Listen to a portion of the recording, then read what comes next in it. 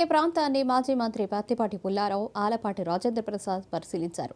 పనులు వేగంగా చేయాలని, భారీ బహిరంగ సభకు రాష్ట్రం నలుమూలల నుంచి లక్షలాదిగా కార్యకర్తలు తరలి రావాలని మంత్రులు పిలుపునిచ్చారు.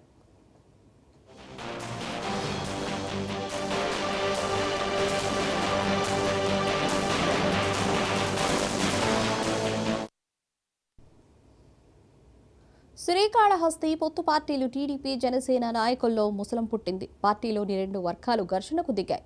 గోపాలవనం ప్రాంతం పార్టీ కార్యాలయం ఎదుట ఇరు వర్గాలు గొడవకు దిగాయి.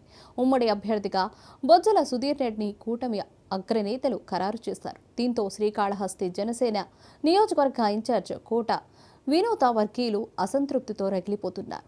అదే సమయంలో బొజ్జల వర్గీయులు వినూత ఇంటి ముందు బాణాసంచా పేల్చి సంబరాలు చేసుకున్నారు. దీనిపై వినూత వర్గీయులు ఆగ్రహించారు. టికెట్ రాలేదని, వినూత బాధలో ఉన్నప్పుడు టపాసులు ఎందుకు పేల్చారంటూ ప్రశ్నించారు. దీంతో ఇరు వర్గాల మధ్య వివాదం రాజుకుంది. ఇది చిలికి గానివాలలా మారి ఈ వివాదం ఘర్షణకు దారితీసింది. దీంతో ఇరు వర్గాల నాయకులు స్థానిక పోలీస్ స్టేషన్లో ఒకరిపై ఒకరు ఫిర్యాదులు చేసుకున్నారు.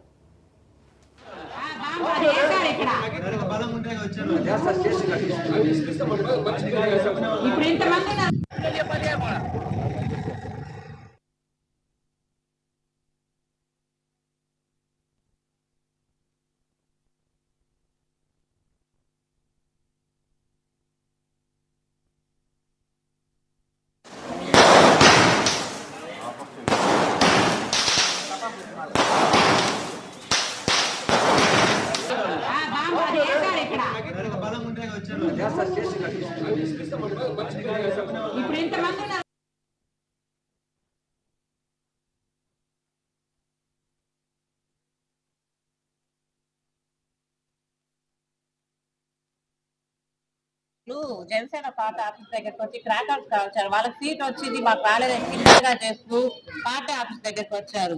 మేము మా అమ్మాయికి సీట్ రాలేదని మేము పరామర్శించడానికి వస్తే మా మీద దాడులు చేస్తా వచ్చారు, రచ్చలు వేస్తున్నారు. వచ్చి ఇదేమైనా న్యాయమేనా? టీడీపీ వాళ్ళకి తాగేసి వచ్చి డ్రగ్స్ ఇచ్చేసి ఎలా అంటే అలా మాట్లాడుతున్నారు. ఇళ్ల మధ్యలో వచ్చి క్రాకర్స్ కాల్చడం ఏంది? ఎగతాలు చేయడమేనా వీళ్ళ పని?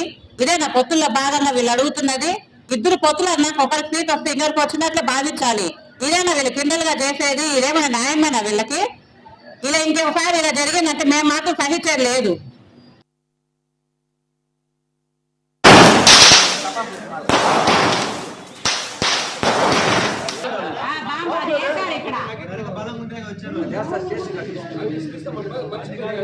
ఇప్పుడు ఇంతమంది